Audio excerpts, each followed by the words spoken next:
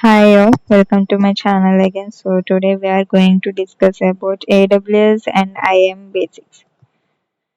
So in this session we are going to discuss AWS and how user data in AWS works and IAM and how to configure user data in AWS. So I have mentioned everything on this blog you detailedly. Like if you want to check out this blog, you can check that from this link, which I will be keeping in the description box. Okay, let's start. AWS. About AWS, it is Amazon Web Services is one of the most popular cloud providers that have a free trial to for students and cloud enthusiasts for their hands-on while learning. So create your free account today to explore more on it. So the more you explore, the more you gain the knowledge. If you put hands on, then only you will get more knowledge, I would say. Next is users data in AWS. When you launch an EC2 instance in Amazon EC2 service, so you have the option of passing user data to the instance that can be used to perform common automated configuration tasks and even run scripts after the instance starts. You can pass two types of user data to Amazon EC2 shell script and cloud initiate directives. You can also pass this data into the launch instance wizard as plain text as a file. This is useful for launching instances using the command line tools. So this will save time and manual effort. And every time you launch an instance and want to install any application on it like Apache, Docker, Jenkins, etc. So this user data, that's how it works in AWS.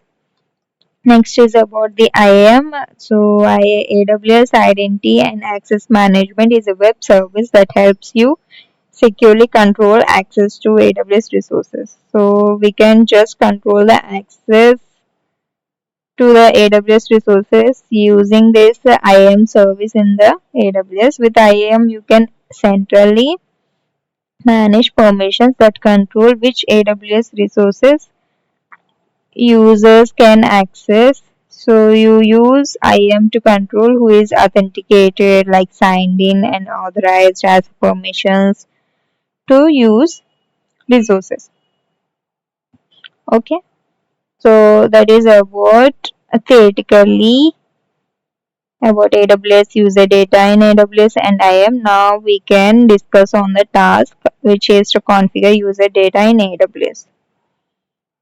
Okay. So first launch an EC2 instance with already installed Jenkins on it. Once the server shows up in the console, hit the IP address in the browser and your Jenkins page should be visible. So navigate to AWS console and launch a new instance. So for launching new instance, you know how to select the OS image, then provide the suitable key pairs and security groups. Then so here the key pair name we have given selected as instance. Then we are creating a new security groups which will allow all the traffic. Next is select the advanced settings in the instance creation. So in the instance creation, go to the advanced settings. There you can see.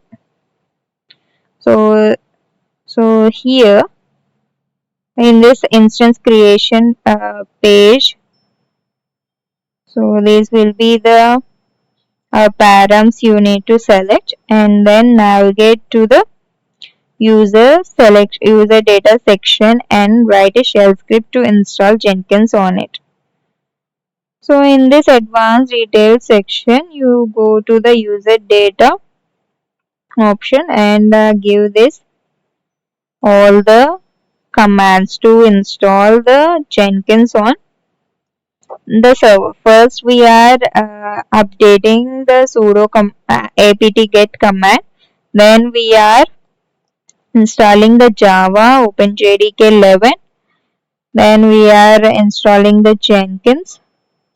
So these are the commands which are needed to, and then we are starting the Jenkins and enabling the Jenkins server.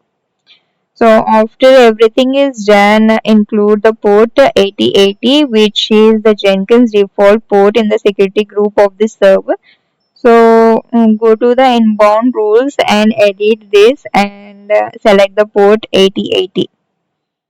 So for custom TCP, so because Jenkins need to be run on some port, so there should be an opening port to the server which is a 8080. Then save the rules and start the EC2 instance and using the public IP of the access the URL through 8080 port. Then you will get this page which is the Jenkins login page.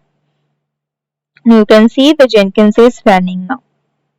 So that's how it works. That's how we can provide the user data to install the Jenkins directly on the AWS EC2 instance. So whenever we run, this Jenkins will get automatically installed on that instance and will be running like this on the port which we provide. So that's all for today. So if you want to check out this blog, you can check that from this link which I will be keeping in the description box. And thanks for watching until then.